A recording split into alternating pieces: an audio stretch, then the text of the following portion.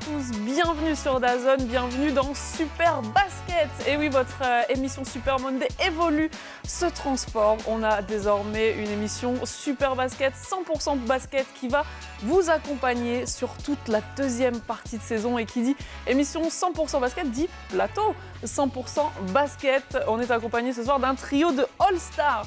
On ne vous le présente plus, c'est notre poste 4 shooter préféré, légende LNB, double champion de France, spécialiste sur le terrain, polyvalent derrière le micro, notre encyclopédie de la Betclic chez DAZN. Stephen Brun, comment ça va Stephen ? Salut Chloé, salut tout le monde. Écoute, très heureux d'être avec vous pour parler basket pendant 40 minutes et de notre très bon championnat de France. Pas le même poste, mais la même longévité, légende LNB également, avec 4 titres de champion de France, 4 fois All-Star, la classe sur les parquets, en dehors, avec son petit pull rose. Pape Philippe Amagou, ça va Pape ? Bonsoir à tous, au top, avec le petit pull rose de Noël, le hoodie, donc c'est top, au max. On est content de t'avoir, et on est content aussi d'avoir... Quel poste ? Ouais, quel poste ? En deux. Un 2 Non, pour le prochain. Pour le prochain, mais il va nous le dire. En tout cas, ce qui est sûr, c'est que c'est un marathonien du micro. On est ravis aussi d'avoir Max Leliard avec nous. Il a commenté 82 matchs de Betclic l'an dernier. C'est une saison NBA. Sa voix vous accompagne tous les week-ends. Bonsoir Max. Salut les amis, je suis ravi. Salut Max, 82 matchs, ça veut dire qu'il n'a pas fait les playoffs, donc il n'a pas été très bon. Si, il a fait 78 matchs de saison régulière et 4 matchs de playoff. Plus quelques matchs de BCL pour le plaisir. Voilà, Bravo, donc Max, on la essaie machine. de battre ce record. On essaye. C'est la doublette du multiplex du samedi. Ouais. Aussi, Exactement. Aussi, Il n'a quand même pas dit le poste de jeu, hein, toujours non, pas. mais bon. Ah non mais par rapport à vos tailles, moi quand je jouais j'étais poste 4-5 mais avec mon mètre 93. Ouais, on va devoir te reconvertir en évidemment. meneur de jeu, mais t'inquiète pas. Allez, les présentations sont faites. Je vous propose de découvrir tout de suite le sommaire de ce premier numéro. Honneur aux leaders, on commence cette émission avec l'AS Monaco, dominant en Betclic malgré les sanctions et les soucis extra-sportifs. Paris, emmené par Nadir Rifi et l'Asvel de Thomas Hurtel sont au rendez-vous du championnat de France. On fait le point sur le parcours des challengers. Et on a encore de sacrés artistes en Betclic Elite cette saison, mais qui mènent la course au MVP. Pape et Stephen ont une petite idée de la réponse, on en parlera.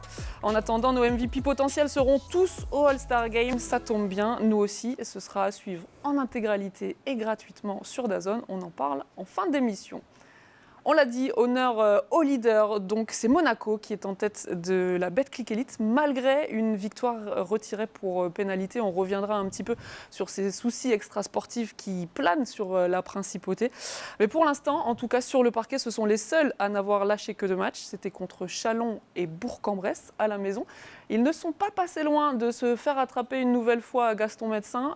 Ce week-end, contre Nanterre, on a eu un match de fou, Max, sur DAZN. Oui, totalement, à l'occasion de cette deuxième journée. Et on a eu un super match. Il y a eu 2 prolongations. Et il faut se dire quand même que cette équipe de Monaco, elle a compté à un moment donné jusqu'à 16 points d'avance. Et donc, nous, on va vite basculer, forcément, vous l'avez compris, sur la fin de match, avec un Mathis Dossouyovo qui égalise à 72 partout. Là, à ce moment-là, il reste 3 minutes à jouer. Et le score ne va pas forcément beaucoup évoluer.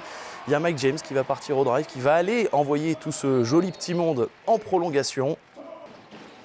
Et en prolongation, Eli Okobo, lui, va commencer à se montrer aussi derrière la ligne à 3 points. Ça, c'est pour permettre à Monaco de creuser un petit peu l'écart. Et puis, il y a Jaron Blossomgame qui va lâcher ce lancer franc sur la ligne. Il va signer un 1 sur 2, ce qui va permettre derrière, sur ce joli système, cette belle combinaison entre Benjamin Sen et Mathis Dossouyovo, de partir en deuxième prolongation. Mais là, dans cette deuxième prolongation, Eli Okobo, même endroit, à 3 points, va nous balancer cette petite bombinette. Et puis derrière, en plus de quelques lancers francs pour Eli Okobo, on va retrouver Mike James qui va marquer ce dernier panier, qui va sceller cette victoire. Ça fera 34 points pour Mike James, lui qui était de retour à la compétition.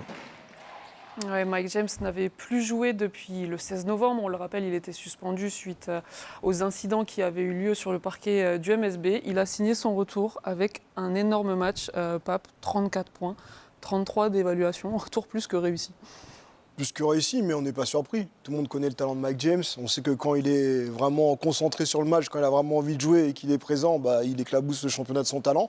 Il n'a pas vocation à jouer beaucoup de matchs tout au long de la saison. On sait qu'il est plutôt là, vraiment focus sur l'Euroleague. Mais quand il est présent, il est très fort. On savait en plus qu'il allait être revanchard après sa sanction.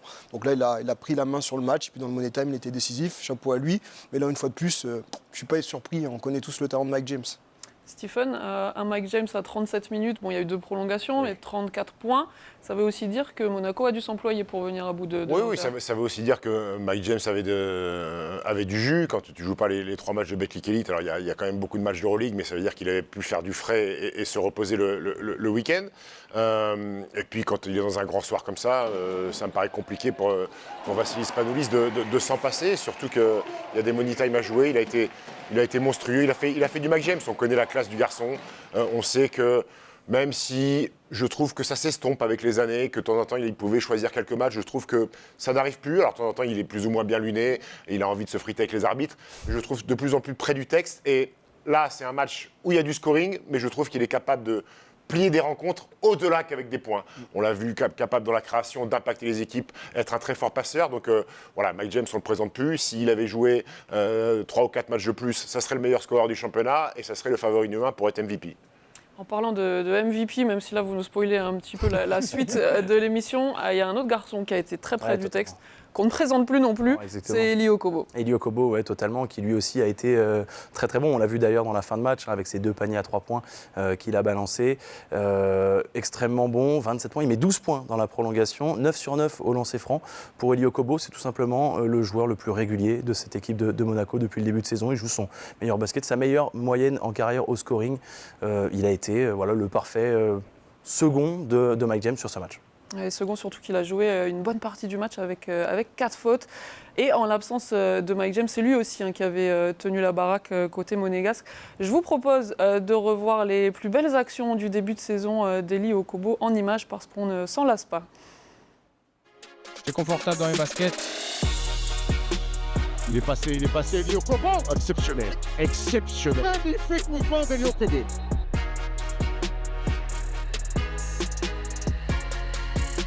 Oh là, qu'est-ce qu'on vient de voir? Qu'est-ce qu'il vient de nous faire? Je choisis mes spots et ensuite je fais en sorte que ça rentre. Oh là, ça sent. On chambra le front de la Didas Arena. Ouais, Elie Okobo, c'est 20 sur 20 pour l'instant.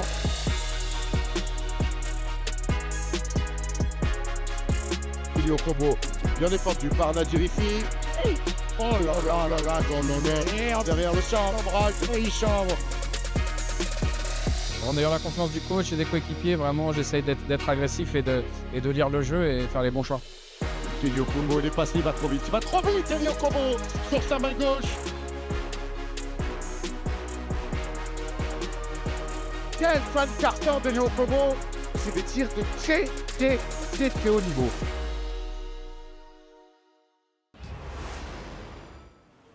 Stephen, c'est une question qu'on s'est un petit peu posée déjà en fin de saison dernière, qu'on se pose aussi cette saison. Est-ce que Elie Okobo est en train de jouer le meilleur basket de sa carrière ? Sur les chiffres, oui. Il y a des pourcentages monumentaux. Il a 50% à 3 points Betclic Elite, c'est énorme. Mais tu sens que c'est un garçon qui vit sa 2e saison avec Spanoulis. Donc il y a une vraie connexion entre le coach grec et lui. Et surtout, il a beaucoup de certitude dans son jeu. C'est-à-dire que tout ce qu'il fait, ce sont ses spots à lui. Il l'a dit, du tir à 3 points après fixation, le jumper quand il vient sur sa main gauche au niveau de la ligne de lancer franc où il se lève après avoir fixé le défenseur, et le drive et la percussion pour terminer main gauche. Il ne fait pas des choses qu'il ne sait pas faire, mais s'il peut faire beaucoup de choses. Il va sur ses spots. C'est un joueur qui est difficilement défendable parce qu'il a beaucoup de choses en magasin. Il a du ball handling. Il est sûr de ses forces. Et puis, il a surtout marqué les esprits de ses coéquipiers. Aujourd'hui, que ce soit Alpha Diallo, que ce soit Mike James, que ce soit Mathius Razel, que ce soit un mec comme Nikola Mirotic qui a un CV XXL, ils savent que Elie Okobo, c'est peut-être, après Mike James, le patron de cette équipe-là sur les postes extérieurs. Et on parlait d'aller sur ces spots. On va vous en parler dans cette émission un petit peu plus tard, Pape. Elie Okobo qui joue à un niveau incroyable.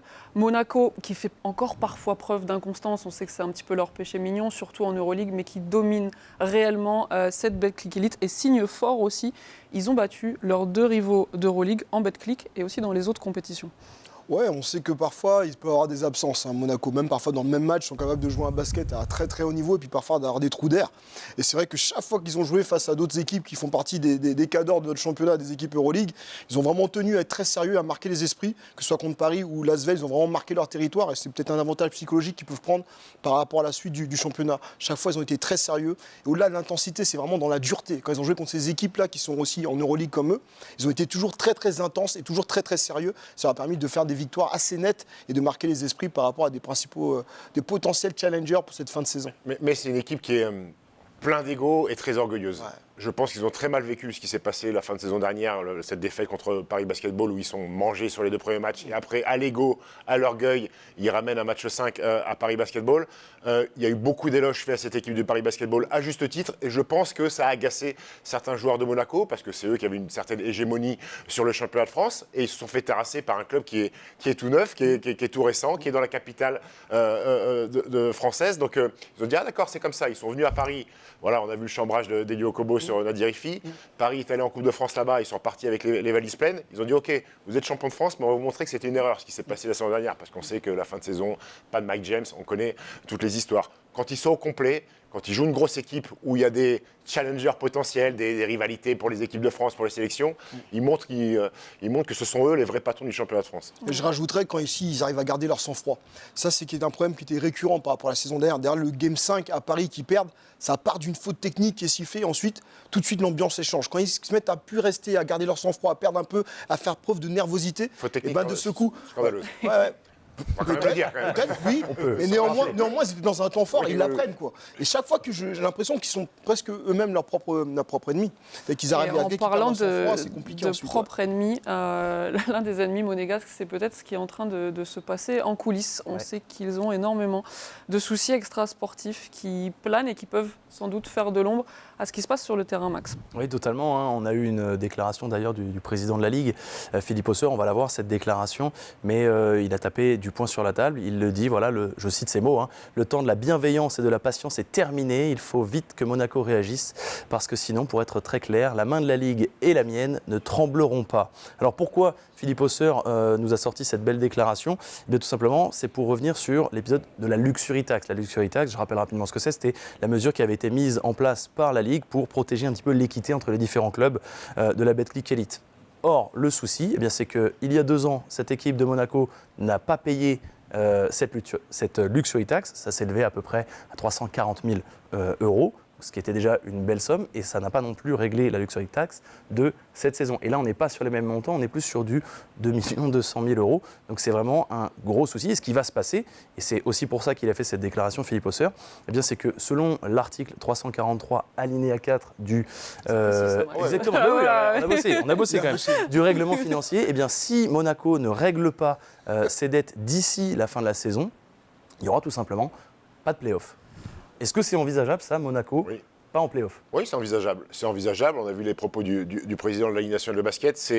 Ça monte petit à petit. Et là, je crois que il y a un point de non-retour. Il y a un agacement de la part des instances de la Ligue nationale de basket. Il y a un agacement aussi des autres équipes qui s'estiment ne pas être sur le même pied d'égalité que cette équipe monégasque, qui a déjà des avantages. On les connaît, les avantages pour les joueurs extracommunautaires, les avantages financiers en termes d'impôts. En fait, il y a le sentiment que Monaco prend les gens pour des cons. C'est qu'il y a des sanctions. En Euroleague, ils sont sanctionnés ici aussi. Ils ont un interdit de recrutement. Ils sont sanctionnés en LNB. Et pied de nez, on se dit, ah d'accord, on va prendre Corey Joseph. On va vouloir signer Corey Joseph, qui est un CV XXL, champion NBA avec les Spurs. Mine de rien, c'est vous dire, vous pouvez nous sanctionner. Voilà ce qu'on en pense, nous. On va ramener un joueur.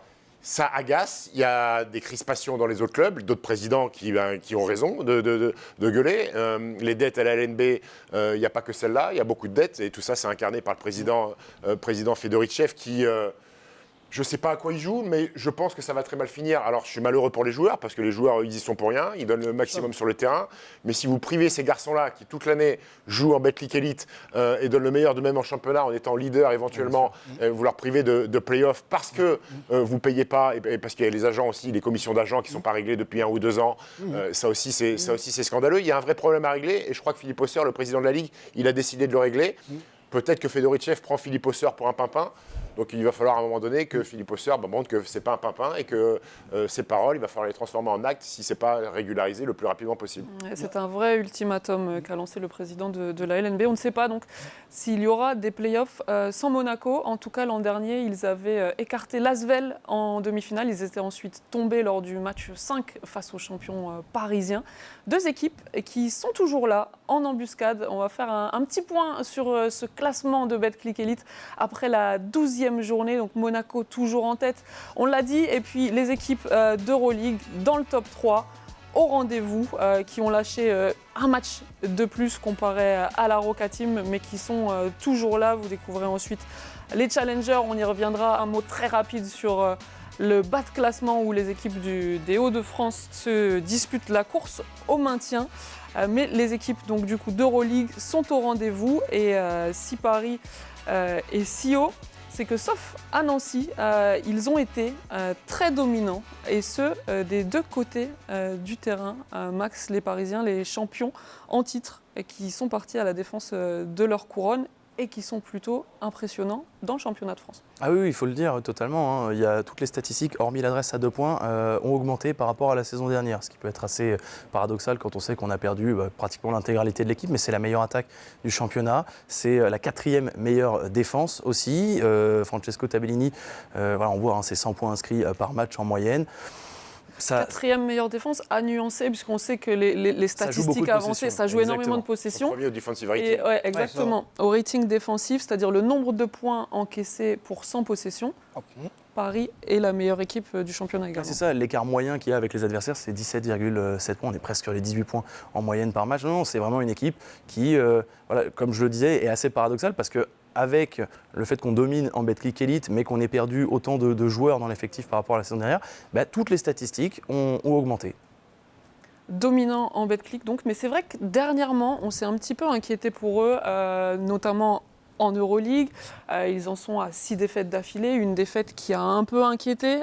Pape, c'était à domicile face à Barcelone. Ils ont enchaîné derrière au Real, ils se sont rattrapés, mais ça s'est aussi traduit par une défaite. On voit leur bilan en Euroleague qui est beaucoup plus mauvais. Seuls le Bayern et l'Asvel font moins bien. Est-ce que c'est inquiétant de les voir justement avec ces deux visages selon les compétitions ? Inquiétant, oui et non. Après, moi, ce que je pense, c'est qu'en réalité, les statistiques qui sont à la hausse par rapport à la saison passée, c'est un petit peu en trompe-l'œil. C'est là aussi les statistiques au basket ne peuvent pas tout expliquer. Même si, en effet, on sait que Paris a un jeu up-tempo, que c'est l'ADN, c'est ce que vraiment le club souhaite mettre en place. Peu importe les entraîneurs qui viendront, on sait qu'ils ont envie d'avoir ce jeu excitant avec beaucoup de possession, beaucoup de points. Je pense qu'à un moment donné, l'année dernière, même s'ils jouaient aussi très vite, avec cette envie de jouer la contre-attaque, le jeu rapide à fond, je pense par certains moments clés du match, ils savaient quand même, à un moment donné, faire preuve d'un peu plus de maîtrise. Je pense que ça manque cette année, et c'est ce qui explique pour moi, en fait, dans les moments clés, où parfois ils lâchent des choses en Euroleague. Et c'est vrai que ça se voit moins, parce que quand ils sont dominants, quand il faut exploser les défenses, tout de suite tu prends un éclat, et là c'est sûr que tu as un écart moyen qui peut être très très important. Néanmoins, je pense que voilà, cette équipe gagnerait quand même par moment, par temps faible, à parfois mieux gérer le tempo, mieux gérer les fins de match, tout en gardant cet esprit de jouer vite parce que c'est leur ADN. On va le voir justement en image, ces petits travers, si on peut dire, du style de jeu de Paris et de la méthode Tabellini, Stephen, qui parfois semble aussi atteindre ses limites. Ouais, j'ai été très inquiet. Tu as parlé du match de Barcelone. Ce match de Barcelone m'a inquiété. J'ai eu à un moment donné le sentiment qu'il y avait une rupture entre ce que voulait coach Tabellini et les joueurs. Finalement, ils ont répondu plutôt correctement sur le match à Madrid. Là, je dis ça, ok, finalement, il n'y a pas de rupture. Maintenant, ce qu'a proposé Paris Basketball depuis 2 saisons, Chloé, tu dis, est-ce que c'est inquiétant en Euroleague ? C'est inquiétant si le comparatif c'est la saison dernière, mais c'était une saison qui était paranormale à mon sens. Rookie en Euroleague, avec un style de jeu qui a surpris énormément de monde. Aucun blessé, puisque tous les coachs qui affrontaient cette équipe de Paris Basketball n'avaient jamais connu ça. Donc pas le temps de s'adapter. Après on a vu qu'en play-off, le Fener avec Šaraj Jasikevičius, quand il a compris exactement ce qu'il fallait faire, il y a eu 3-0, ils leur ont serré la main. Ils ont été châtiés. Belle saison, et c'est fini.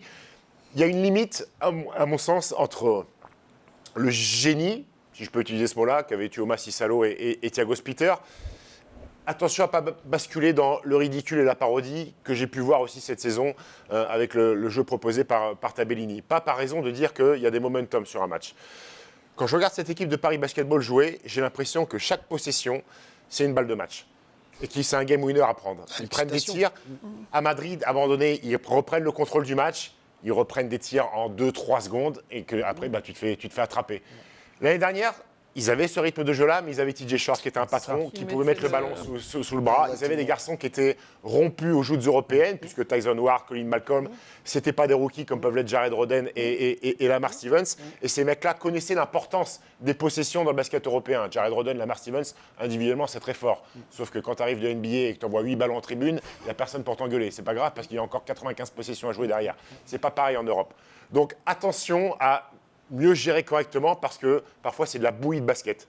Et parfois, il m'insupporte. Je déteste regarder jouer Paris Basketball par séquence parce que c'est pas le basket que j'ai connu, c'est pas le basket qu'a connu Pape. Et que, attention à pas faire n'importe quoi, parce que des fois c'est n'importe quoi. Parfois c'est un pick-up game à Venice Beach. Tu prends 5 mecs là, tu prends 5 mecs, tu donnes un ballon. On s'est demandé si effectivement il n'y avait pas aussi une rupture, si tous les joueurs adhéraient. On a posé la question à Nadir Riffi ce week-end après la victoire à Cholet, si la confiance collective en ce que Paris fait est toujours là du côté des joueurs. Et écoutez sa réponse. Oui, elle est toujours là. Après, c'est clair que c'est compliqué quand on perd des matchs. Surtout, voilà, c'est des matchs assez serrés, à part celui de Barcelone. Mais voilà, je pense qu'il y a des nouveaux joueurs, ils découvrent l'Euroleague. Voilà, moi aussi, c'est ma deuxième saison, pour d'autres aussi. Mais voilà, il faut se faire confiance, il faut continuer à travailler et ça va aller. En tout cas, on va leur laisser un peu de temps. Ils parlent de ces nouveaux joueurs qui découvrent l'Euroleague. Stephen, tu les as mentionnés, c'est Jared Rhoden, c'est Lamar Stevens. Donc Paris qui aura sans doute encore besoin de temps avant d'être à son meilleur niveau. Toujours dans la catégorie en difficulté en Euroleague, mais ça tient la barre en Betclic Elite. On a l'Asvel qui a eu pas mal de blessures, Pape, depuis le début de saison, mais qui est toujours là, on l'a vu dans le classement, dans le top 3, qui a fait le boulot et qui a fait le dos rond pendant les moments un peu difficiles. Oui, qui a été très très solide en Betclic Elite, malgré l'infirmerie qui n'a pas arrêté de se remplir et de se déremplir. C'est vrai que des débuts de saison, il y avait pas mal d'inquiétudes. Je me rappelle aussi dès le Media Day, le retour qu'avait fait Nando De Colo en disant non, cette année, comptez pas sur nous, etc. Les mauvaises langues parlaient un peu des papis, mais là on est plutôt sur les papis flingueurs, avec Edwin Jackson, Hurtel, tout ça, etc. Les mecs, quand ils sont là, ils sont bons. Donc ils ne sont pas tous là en même temps. Donc ça sera intéressant de voir qu'est-ce que l'effectif donnera quand il sera au complet. Mais c'est vrai que pour l'instant, ils ont caracolé en tête du championnat. Depuis le début, c'est eux qui ont été les plus réguliers, même si là, au premier tiers de saison, là, ils se font coiffer au poteau par Monaco. Je trouve que c'est intéressant ce qu'ils ont été capables de faire par séquence. Après, c'est vrai qu'en Euroleague, là, c'est encore une marche au-dessus. Et c'est là où ils sont beaucoup plus en difficulté. Mais sur le championnat, je pense qu'on peut leur tirer le chapeau, surtout qu'ils ont pu intégrer aussi des jeunes. Je pense à Adama Tamna, etc. Donc, je pense qu'il y a plutôt des satisfactions à avoir dans cette première partie de saison pour Monaco, enfin pour l'Asvel, pardon, même si il reste encore des difficultés et des points à régler. Il y a le point commun à Asvel-Monaco, c'est que toutes leurs défaites, c'était à domicile. Les 3 matchs qu'a perdu l'Asvel, c'était à domicile. Le game winner de Jérémy Hill et cette fin de match au couteau contre Cholet. Donc ils peuvent éventuellement se dire on n'aurait pu avoir qu'une seule défaite. Mais Pierre Poupé a dû pianoter sur son effectif. Thomas Hurtel a quasiment pas joué. Il a joué que 3 matchs de Betclic Elite. Il était absent. Puisqu'on parle de Thomas Hurtel, Edwin a joué 4. Oui. On l'a récupéré, Thomas Hurtel. Il a repris lors du match face à Dijon. Et on avoue quand même que son association avec Nando De Colo, elle nous fait un petit peu rêver et on attend vraiment de pouvoir les voir en pleine possession de leurs moyens sur la deuxième partie de saison. Oui, parce qu'on parle aussi beaucoup dans ce championnat des jeunes pépites, des jeunes pousses, mais il y a aussi énormément de talents, de vieux briscards du côté de l'Asvel. Exactement, les papis flingueurs avec Nando De Colo, on le rappelle, 38 ans, Thomas Hurtel, 36 ans. C'est des garçons qui ont du génie en eux, sont capables sur certaines séquences de faire basculer une rencontre. Ils ont cette expérience qui va pouvoir aussi encadrer, comme disait Pape, les jeunes qui, eux, sont intégrés, les Glyn Watson, les Shaquille Harrison, etc. Et on peut évidemment compter sur Nando De Colo, qui d'ailleurs est rentré dans le club des 5000 points marqués en Euroleague ce mois-ci, qui continue de nous montrer que à 38 ans, il n'est pas fini, il va continuer de briller.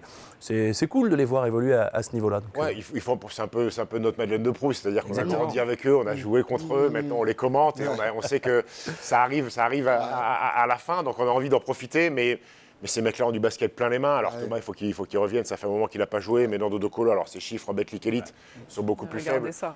Enchaînement de passes dans le dos, voilà, c'est magnifique. Merci Shaquille Harrison, tu aurais pu mettre dedans. Merci à Bayern Diaye pour le rebond. Oui. Mais voir ces 2 basketteurs ensemble sur le terrain, il faut en profiter parce que c'est exceptionnel la vista qu'ils ont. Nando en Euroleague fait encore des dégâts énormes. Il faut en profiter parce que c'est le basket qu'on aime, les fondamentaux, ils ont tout en magasin, il y a du génie, il y a du talent. Et j'espère qu'ils vont rester en forme un maximum de temps parce que je suis curieux de les voir quand l'Euroleague va s'arrêter. J'ai envie de les voir en pleine forme et j'ai envie de voir cette équipe de l'Asvel au complet jusqu'au bout. On pourrait en parler pendant des heures de garçons comme ça, mais on va quand même avancer. On a pas mal passé en revue le top 3 de la Betclic Elite. On va passer À la suite, c'est vrai que pour l'instant, Bourg-en-Bresse était un peu la 4e équipe attitrée de ce championnat de France. Le Mans a un peu bousculé la hiérarchie la saison dernière. Et d'autres équipes viennent frapper à la porte. On se fait un petit tour d'horizon. On peut. En plus, avec Pape, on a eu la chance d'en commenter pas mal à l'occasion des différents multiplex. Mais Strasbourg qui avait démarré la saison d'une formidable manière, qui avait été un surprenant leader. On sait que c'est un tout nouveau projet autour de Yanis Gaëlitis. Il y a le meilleur passeur du championnat, Marcus Keane. Il y a un Gabe Brown qui est très très bon, qui a un bras, qui a montré qu'on pouvait compter aussi sur lui derrière la ligne à 3 points. Donc Strasbourg, c'est 8 victoires pour 4 défaites. Et on a battu des équipes comme Nanterre, comme Le Mans, comme Chalon. On peut aussi parler donc, de Bourg, évidemment, l'équipe de Freddy Fotoux. Alors le début de saison a été un peu plus compliqué pour cette équipe de Bourg. Mais là, sur les 4 dernières journées, c'est 4 victoires de suite. Il y a eu des victoires face à Monaco, face à Nanterre, face à Chalon. Donc il ne faut pas s'endormir trop longtemps sur cette équipe de Bourg-en-Bresse. L'élan Chalon, évidemment, aussi, qui est en bonne forme, avec une équipe qui est un peu plus inconstante. Ça dépend aussi beaucoup du talent de Jeremiah Hill. Mais par contre, l'élan Chalon, c'est la seule équipe qui, pour l'instant, cette saison, a fait tomber et Lasvel et Monaco. On se souvient d'ailleurs, comme en parlait Stephen, du super panier à 3 points de Jeremiah Hill. Il y a cette équipe du MSB qui, elle, avait bousculé, on l'a dit, un petit peu la hiérarchie la saison dernière, qui là est un peu plus dans le dur. Il y a aussi le fait de jouer sur les 2 tableaux en Europe qui l'embête un petit peu. Mais il ne faut pas s'endormir sur l'équipe de Guillaume Vizade, qui a battu et Paris et Bourg. Et puis, puisqu'on va parler de Nanterre, ça va être un de nos gros dossiers. Alors là, Julien Mahé qui a transformé cette équipe. Mathis Dossouyovo aussi, on va en parler, Benjamin Sen. C'est les 5 équipes qui sont là en embuscade derrière le trio de tête. Ouais, Nanterre, 13e la saison passée, tu l'as dit. Max Julien Mahé est arrivé. Ils avaient eu du mal à négocier l'après Pascal Donadieu la saison dernière. Depuis, Philippe Da Silva est parti. Est-ce que ça peut être la saison de Nanterre 92 ? Oui, mais en tout cas, ça me fait plaisir de voir Nanterre qu'on a connu caracoler en tête, même jouer l'Euroleague, gagner un titre de champion de France. C'est vrai que ces dernières années, il y avait notre ami Stephen qui a fait des beaux jours en effet de Nanterre. Et ça fait plaisir de les revoir revenir sur le devant de la scène parce que c'est un club qui est attachant par son histoire. On la connaît tous, ils ont monté toutes les divisions. Et c'est vrai que l'après Pascal avait été compliqué, Pascal Donadieu. Et là, c'est intéressant de voir la patte Julien Mahé. Donc on se demandait toujours comment ça allait prendre. Moi, j'étais très perplexe par rapport à son arrivée.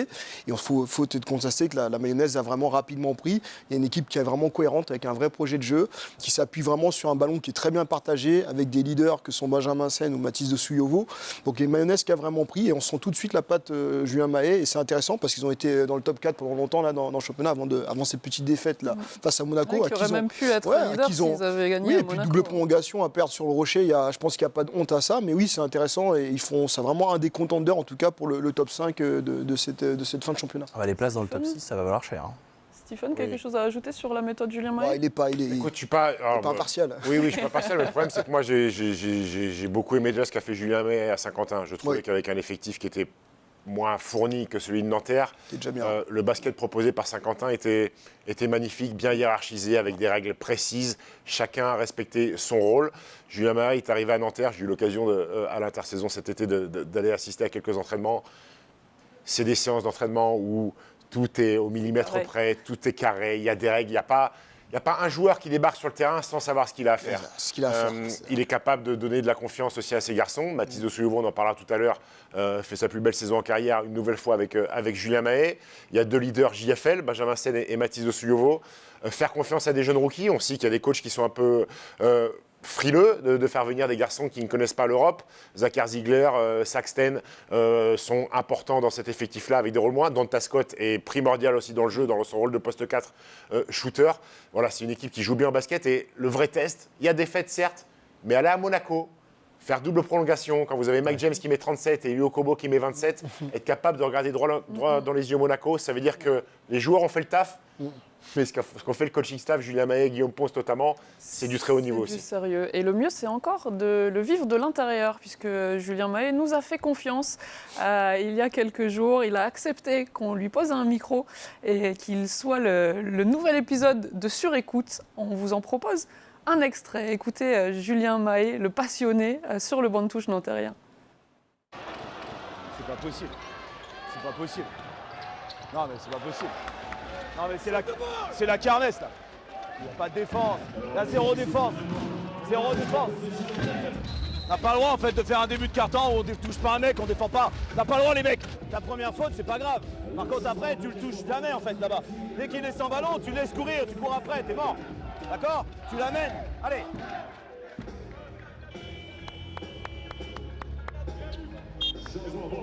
Ça c'est du boulot, hein. Ça c'est du boulot. Demande-moi le changement que tu sois cramé. Hey, take box, and show us what you can do against him, you know?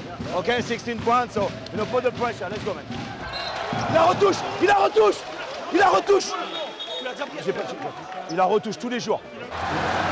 Pas de game. Bravo, great job. L'épisode dans son intégralité est bien sûr à retrouver sur notre plateforme. On se régale toujours de ces formats. Il y a tout là-dedans. Il y a les coups de pression aux Il y a- joueurs, il y a les encouragements, il y a les félicitations. On vit vraiment le il y a match. tout, et c'est génial, c'est génial. Et il y a aussi une relation toute particulière qu'il entretient donc avec Mathis Dossouyovo, qu'il retrouve cette saison. Les deux hommes ont été champions de France de Pro B ensemble en 2023. Regardez cette magnifique image. Ils ont vécu la montée en Betclic Elite. Mathis avait été élu MVP. Il le retrouve cette saison. Et Max, c'était plutôt une bonne idée de reformer le duo. Ah oui, totalement, puisqu'on se souvient que juste après la montée, Mathis Dossouyovo d'ailleurs avait été chercher sa première sélection au All-Star Game. Il a décidé de quitter, lui, Saint-Quentin après pour partir à l'étranger, donc à Oldenburg en Allemagne. Il n'y a pas eu les résultats escomptés, en tout cas de manière individuelle. Il est revenu la saison dernière, en cours de saison, au Paris Basketball, dans un rôle qui était très petit, très amoindri. Il n'avait pas les mêmes responsabilités. Il a décidé de rejoindre cette équipe de Nanterre et on l'a dit, il joue probablement, vous le voyez avec les statistiques, son meilleur basket, 18,7 points, 7 rebonds, tout ça en un peu plus de 25 minutes par match. On sent que Mathis Dossouyovo, il a besoin d'être mis en confiance, d'être mis en avant par son coach. Julien Mahé et lui forment un très très beau duo. Et c'est ce qui permet à cette équipe de Nanterre d'être aussi bien classée, ce renouveau justement de l'équipe de Nanterre 92. C'est des stats de MVP, ça, on a l'impression. Ça nous amène à notre prochain thème de ce super basket qui, pour succéder à TJ Shorts, le double tenant du titre de MVP de Betclic Elite, on a demandé à Pape Philippe Amagou, à Stephen Brun de nous faire un top 5. Voici les joueurs qu'ils ont plébiscités. Eli Okobo, Mathis Dossouyovo, dont on vous a déjà longuement parlé, Nadir Infi, qu'on ne présente plus, Lander Snolly, le meilleur scoreur de Betclic Elite, et Jeremiah Hill. On vous propose de les regarder en images, ces candidats au MVP, avec une mention spéciale. Pape, je sais que tu es un peu déçu qu'il ne soit pas là. Tu voulais un top 6, Marcus King de Strasbourg, qui fait aussi un très beau début de saison. Du championnat. Mais en attendant, on va se concentrer déjà sur ces 5-là. Oui, totalement. On va commencer par Eli Okobo, évidemment.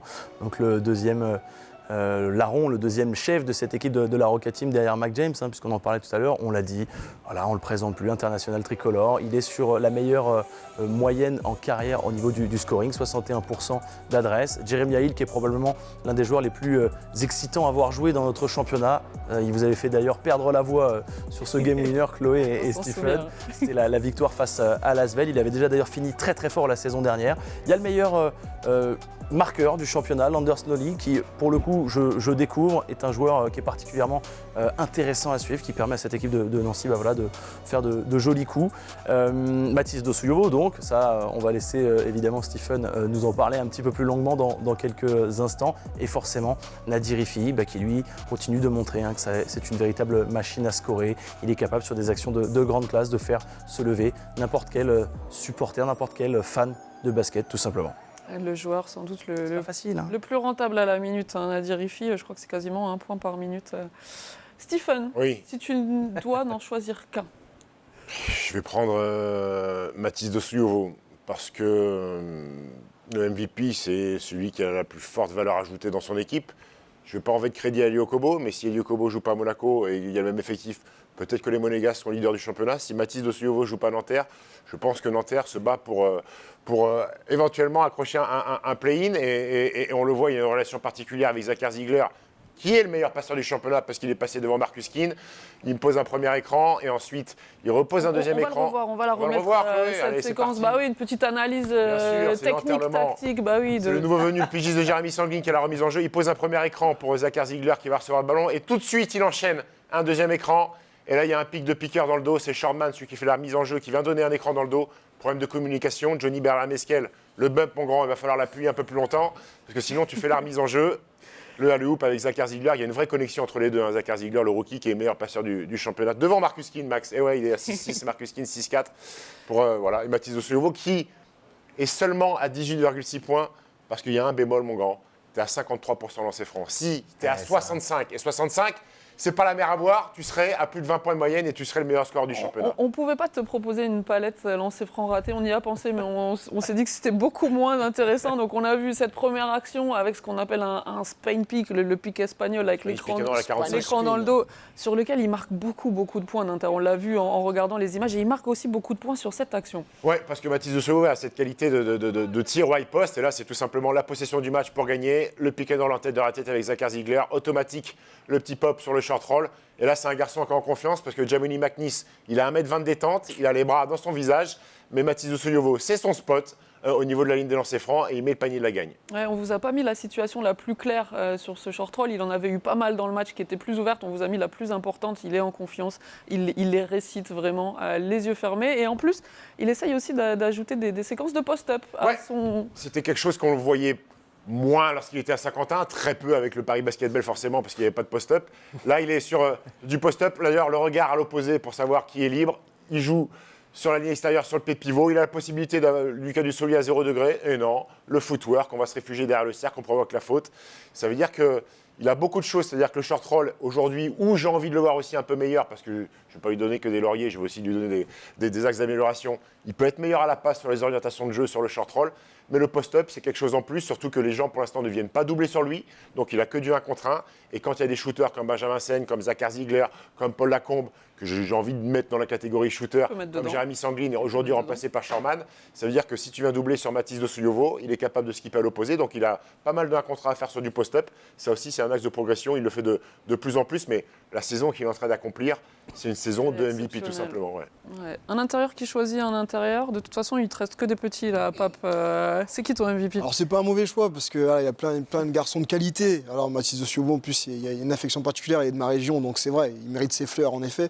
Mais moi, je vais partir avec Elie Okobo parce que je vais tempérer par rapport à ce que vient de dire Stephen. Moi, je pense qu'Elie Okobo, s'il n'est pas là cette année, Monaco aurait lâché plus de matchs. Ça me fait penser à quoi? Je vais donner un exemple. Il a terminé que 3 fois meilleur scoreur de son équipe sur les 12 journées. Je vais vous donner un exemple très classique, très simple. J'ai été commenter le match là-bas de Bourg-en-Bresse qui a été gagné sur le Rocher. On s'est rendu compte que l'absence de Mike James à la fin, ça pouvait gêner quand il n'y a que Elie Okobo qui a la création en fin de match. Donc je pense qu'ils auraient lâché au moins 1 ou 2 de plus quand on voit des doubles prolongations, etc. Si tu n'as pas un Elie Okobo, là, par exemple, en renfort de Mike James lors du dernier match, je ne suis pas sûr que ça serait passé comme ça. Exactement. Mais moi, j'ai envie de donner ça à Elie Okobo parce que je pense que c'est très, très fort ce qu'il fait dans ce contexte-là. On a une équipe de Monaco qui s'est encore renforcée. On pense à Mirotic, etc., toutes les arrivées.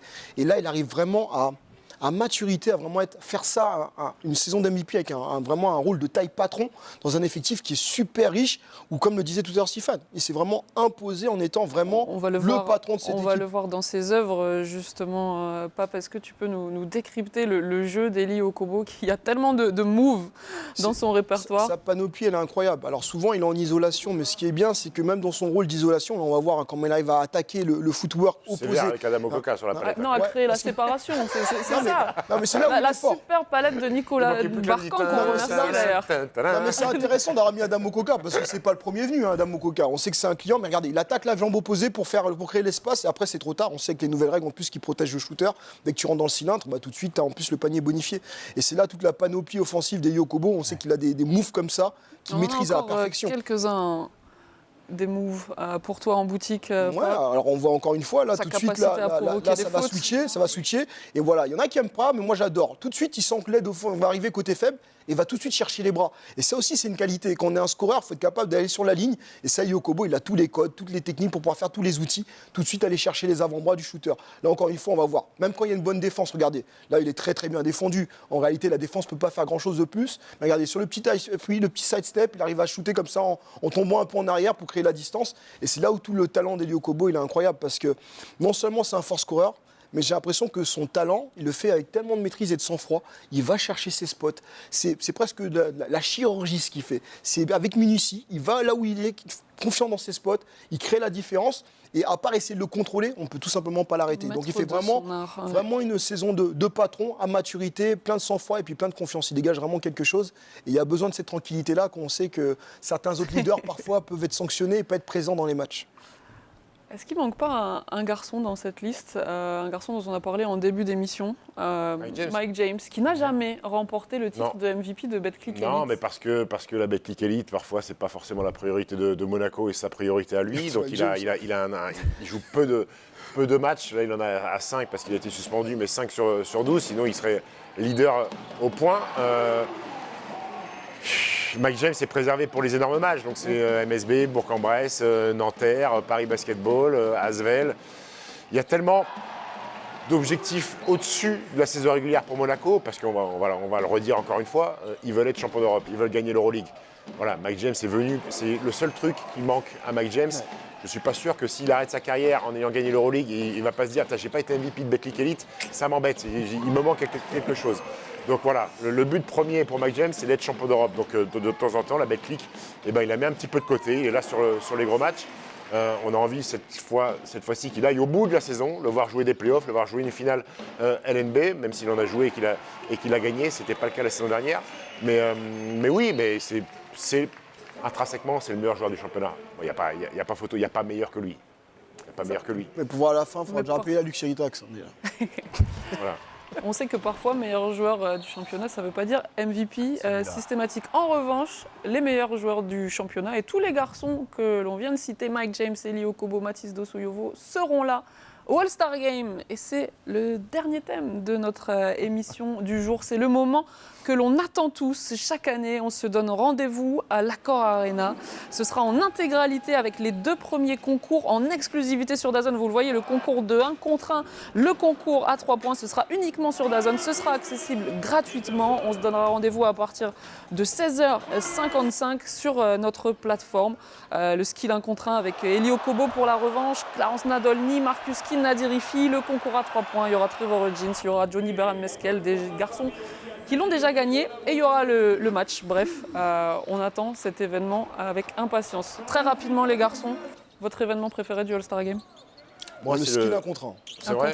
Moi, c'est le tir à 100 000 €. Ah, parce que tu l'as déjà vu remporter. J'ai déjà vu, et puis ça met une atmosphère particulière à l'Accor Arena. Tout le monde y croit. Il y a ce spot comme ça qui défile et qui s'arrête sur la personne. Je sais pas sur quoi ça va tomber. Et ça implique aussi, les joueurs sont ultra impliqués parce qu'ils ont envie de voir un mec gagner 100 000 €. Et je trouve que ça met une ambiance particulière sur les 3 heures de spectacle qu'il y a à l'Accor Arena. Max, rapidement. Moi, le concours à 3 points. Concours à 3 points, bah voilà. Après, Max sera là aussi, hein. C'est Max qui est dans les mascottes. Il y a toujours des mascottes NBA, c'est vrai. Exactement. En fait, le poste de Max, c'était mascotte. Voilà, on a la réponse en fin d'émission. Il y en a pour tous les goûts. Allez, c'est l'heure de notre quitter le petit plateau, là, quiz. Non, tu vas rester, Max. Tu vas répondre et tu vas même essayer de remporter quelques points. C'est l'heure de notre premier quiz. À 100 000 € Dans aussi. ce Super Basket, c'est un quiz spécial All-Star Game. On a 8 questions, une 9e pour vous départager éventuellement. Et ça commence maintenant. Vous donnez la réponse. Bon, vous évitez de crier ou me sauter dessus, mais le premier qui donne la réponse remporte 1 point. Et Will, en régie, va tenir les comptes. Je te fais confiance, Will. Allez, c'est parti. Première question facile. Qui mène les confrontations? Les étrangers, 18 victoires. J'ai même pas fini ma question. 18 victoires, c'est pas mal aussi. Ça peut peut-être t'apporter un bonus en fin d'émission. On verra si on change le règlement. Le nombre. Deuxième question. Rassure-moi, les questions vont être plus intéressantes. Écoute, on monte en puissance. On monte en puissance. Mais je vois que tu es déjà assez. Parce que là, c'était un carré. Tu es quand même très critique pour quelqu'un qui n'a pas donné la bonne réponse. Parce qu'il nous laisse du temps. Il est très critique pour quelqu'un qui n'a pas bien répondu. Allez, deuxième question. On pense pas à le chauffer, là. On est bien. Elle est facile aussi. Elle est est facile aussi. Donc, rapide. Qui co-détient le record de points marqués sur un match? Nadir Ifi et Bonato, 44. Elle a été plus rapide. Pardon? On a dit en même temps. Rapide. Bonato, T'as dit Ifi, je dis Bonato. Après, en même temps. En quelle année Bonato? 97. Non. 94. Non. 95. En même temps, 95. Les gars, vous avez vraiment pas envie de donner. 95. 95. Quel joueur de l'édition 2025 compte le plus de sélections? Mike James. Mathieu Strazel? C'est faux. Yokobo. Elio Kobo, bonne réponse. Il y a beaucoup de bonnes réponses à ma gauche quand même, les garçons. Il y a pas- C'est parce combien que je triche. pour Elio C'est combien Non, pour c'est à Elio ma goût, c'est pas à ma gauche. hein. Ah, c'est Oh, pas- non, mais elle est bonne, Ouais, elle est bonne. ouais. C'était Elio Kobo avec 5 sélections. Ouais, Mike James, Nadir Rifi, 3 sélections. Il me semble que Mathieu en a 3 également. Je vais cacher ma... Non, Ah, je bah plaisante, voilà. je suis fair play quand même. Sur les 10 dernières éditions, combien de fois le match s'est-il terminé après prolongation? 3 fois. 3 fois. Non. Alors vous avez passé votre tour. Stephen, une réponse. Sur les 10 dernières éditions, Ça y est. combien il y a eu de prolongations? Je vais dire 4. C'était C'est 2. plus. Je redonne la chance à tout le monde. du 5? coup. Bah, c'est 6 fois. 6 alors. Max, bonne Ouais. réponse. C'est 6 fois. On a quand même eu 60% de prolongation sur les 10 dernières éditions. Certaines qu'ils fins- jouent le- certaines fins de match arrangées. Quand Oui, même. on a Ouais, vu oui, Mike bien James sûr. rater des lancers Oui, oui, oui. francs. Mais bon, c'est pour le On est bien plus grand d'accord. plaisir Ouais. Les mecs des voulaient pas spectateurs. terminer et gagner sur un lancer franc. Ils ont dit ouais, il a failli se rater. Ouais, C'est c'est vrai. clair.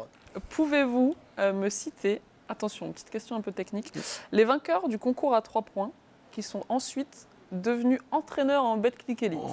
1 point par bonne réponse. Le vainqueur du Thomas Andrieux. Bien joué. Oh là là, C'était en 2009. Et qui sont ensuite devenus il y en a plusieurs. Ouais, il y en a Laurent Forest. plusieurs. Il y en a plusieurs qui ont gagné le concours à 3 Laurent points qui Forest. sont devenus entraîneurs en Betclic. Laurent Forest, c'est non. Toi de Rigaudot? C'est non. Ça va, elle te plaise un peu plus nos Ça, questions c'est là très correct. Ça, c'est très Ça, c'est correct. pas d'accord. mal ça. Allez. Et qui sont devenus entraîneurs pour un Betclic. Eric Micou, il n'a pas entraîné. Ouais. Laurent Casalon. Il y en a il gagné 3 en contre Ciara. dessous. Donc tu as nommé Thomas Andrieux, c'est une bonne Ouais. réponse. Donc, il y en a Qui a plus. ensuite, Laurent Ciara? Non? Non. Ciara a gagné le concours des meneurs et n'a jamais entraîné en Skill Challenge. Betclic. Xavier Corozine n'a pas entraîné. Tracy Murray n'a pas Chafardik, il a pas entraîné. entraîné. Eko Chafardik n'a pas Chafardik, entraîné. il est acteur maintenant, Oui, donc voilà. il rentre pas dans... Rogis n'a pas entraîné. Cédric Ferchaud n'a pas entraîné. Non, faut remonter un petit peu. Ouais. Gilles Aranaga. Non. Alors, on Il va y en a un, laisser la c'était en Bible. 2005. C'est pas si loin non plus. Qui a gagné le concours. Pas lâché un indice, toi? C'était un palois. Freddy Photo. Ah Pas bah mal. ouais, Et donc Freddy. il en manque un. Ah, j'ai pas pensé à Freddy. Plus ancien encore. Plus En- ancien En encore. 1998. Il a gagné le concours. Il n'est pas français. Nenad Markovic. Bien joué. Qui était à l'époque à Limoges et qui a ensuite entraîné Dijon. Donc c'est 3 vainqueurs. Peut-être qu'il y a des prédispositions pour les Ça fait shooters à combien de devenir. points sur la question 6 Oui, il est en train de C'est- tenir les c'est- comptes. c'est- Là, je me c'est- repose complètement sur lui. Tu diras Will, c'est une question à un point. On est d'accord. Allez, on passe à la C'est bien suite. celle-là. Elle t'a plu? C'est ça, tu cherches, bah c'est attendez, cool. on Ouais, ça bûché, ils ont progresse. bûché. on monte en régime. Qui a remporté le concours de dunk, attention, en 2001? Boris Dio. Bien joué. C'est normal. Bien joué. À Chalon, non? Alors, je peux plus te dire le lieu. C'était Chalon le dernier qui était hors accord. C'était avant de passer à Bercy, oui, c'est ça, Ouais, parce bah, que c'était à le premier Chalon. Bercy, c'est 2002, du coup. Bah, Personne voilà, bien qui joué. Ryder entre Mais les Chalon, jambes et ça tout ça. t'apportera pas de Personne points. personne mais voulait c'était venir, bien il y a 8 essayé. joueurs de Chalon. On repart sur le concours à 3 points. Quel club compte le plus de victoires? Nanterre. Ouais, Nanterre. Bah, avec, Hugo Ivernizzi et Xavier Corozine. Xavier, non Hugo Invernizzi n'était Ah, pas à Nanterre. Xavier quand Corozine. il est- Xavier, il y a un paquet. Ouais. ouais. Corozine qui l'a gagné 3 fois et Aiko Trois. 3 fois aussi. également, mais une fois sous les couleurs du CSP. Ouais. Quand il s'était réveillé dans le bon canapé. Exactement. Comme cette histoire. Il nous avait fait plaisir. Il avait chanté aussi chaque fois, c'est Joyeux son anniversaire, le jour du anniversaire. All-Star C'était incroyable. Quel âge avait Pape Philippe Amagou lors de la première J'espère qu'il va répondre, sélection non? 18 de ans. ces 4 sélections au All-Star 18 Game? ans après avoir. 19 ans. 19 ans. C'était Avec un peu plus âgé, mais c'était pas mal quand même. Un peu. All-Star à 19, Ouais, mais normal. normal, ok. Dernière question. Je sais pas si on en a besoin pour vous départager, Bon, non, mais on va la poser quand même. À quelle heure DAZN prendra l'antenne 16h. dimanche? Je vous l'ai dit. 16h. Vous n'avez aucune excuse. Non, c'est pas 16h. 16h30. 16h sur la plateforme. 16h30. 16h20. 7h. 16h15. Stephen, tu seras là en plus 15h, avec nous. 17h. L'événement commence à 17h15. 17h et on prendra l'antenne à 16h55. 55. On sera ensemble pour plus de 3 heures de direct, on l'a dit. Tout le All-Star Game en intégralité, les concours en exclusivité. Bref, une magnifique soirée basket entre Noël et Nouvel An. Tu seras là, toi, Chloé? Je serai là. Tu seras là? Comment, Oui, je comment serai là. pourrais-je Ah, tu seras là. rater cet événement? La mascotte. T'as entendu? Peut-être. Peut-être, il a dit. Peut-être. Alors, si t'es pas là, t'es Rater devant ça. la Si zone. t'es pas là, t'es devant ton Moi, je écran. serais première, moi. Oh, courte ça, excusez-nous. On est en train de compter les points en régie. En attendant, je vous propose une petite pas Fanny. pépite pour vous départager. On est allé fouiller les archives, regarder ce qu'on vous a retrouvé. Petite photo Ils sont pas beaux, nos All-Stars, imbattables. avec Pape Je Philippe me défie quelqu'un de Amagou. battre cette équipe-là, avec tout le monde à son prime. Qui personne vous nous bat. pouvez nous citer là sur cette photo? Amara, Stichi Cambo, Edwin il y Jackson, a Marco Pelin, Dieu, Philippe Amagou, William Eftimov, Eftimov, Rudy Charles Gobert, Calvi, Antoine Ludovic Dio, Vati, pas son Alain âme, Kofi, Stitchy Ludovic Kambou. Vati, Ouais. Rudy Gobert et Eftimov. C'est pas Alexis Aginsa dans le fond? Il y a Antoine Dio là, ouais. Si, Alexis Alexis Aginsa, Aginsa. ouais. Bah, Rudy Gobert. C'est Alain Kofi sur le capuche. Non, c'est Nobel. Ah, Nobel Bougoucolo, ouais. Capuché comme ça. Il a Ils ont dit, pas il a mis pas flash. changé de coiffure. C'est collector ça. Ouais, ça Bon, Ouais. qu'est-ce qui a gagné le quiz du Oh, coup, Will? Est-ce qu'on a un vainqueur? doit faire 1, J'ai 2, vraiment 3. besoin de. Pape, vainqueur Ah bon du quiz. Bah, tu régleras tes comptes avec ouais Will Allez, bon. en régie Ah non, pour c'est un mon- point. C'est mon gars sûr. Un point d'avance. C'est mon Bon, gars allez, on sûr vous au a vote. parlé du All-Star Game. On va vous donner donc tous les prochains rendez-vous. On vous l'a dit, on passe les fêtes ensemble sur DAZN avec les journées de Noël. Il y aura un joli multiplex à la suite, mardi à la suite de notre émission. Et puis Cholet-Monaco pour passer une belle journée basket. La journée 14, vendredi, un multiplex de 5 matchs encore une fois. On va se régaler. Nanterre-Paris, Bourg-en-Bresse-Asvel, la double grosse affiche du soir. Et puis le All-Star Game, on vous l'a dit. On va un petit peu digérer les fêtes. Et puis on reviendra très fort en janvier avec un duel du top 3 entre deux équipes d'Euroleague. Ce sera le 11 à 19h, Asvel Paris. Stephen, tu y seras. Bref, que des belles choses en perspective. Ah, Stephen a gagné, c'est bon. Ah, la bah oui, vérité a été rétablie. Merci. Merci. Merci Parce que là, beaucoup ça allait chambrer. Hein, je te le dis. d'avoir été avec nous. On essaiera de vous proposer un quiz à la hauteur de vos connaissances basket. Ah oui, il pour faut la pousser, prochaine. là, Elle était attention, il y a chouette du cette niveau. première émission. Très bien, Super très bien, Basket. très Merci correct. C'est régalé. d'avoir été Très bien, ouais. avec nous. On s'est tenu à carreau. Pour les prochaines, je vous. Pour les vous promets pas prochaines, que ce sera la on même ne le chose. garantit pas. Allez, on remercie tout le monde ici en régie, toutes les personnes qui sont derrière les caméras, que vous ne voyez pas mais qui sont si importants. On vous remercie, vous, derrière votre écran, et on vous donne rendez-vous toute la semaine pour plein de basket et pour une période festive sur DAZN avec la Betclic Elite. À très vite.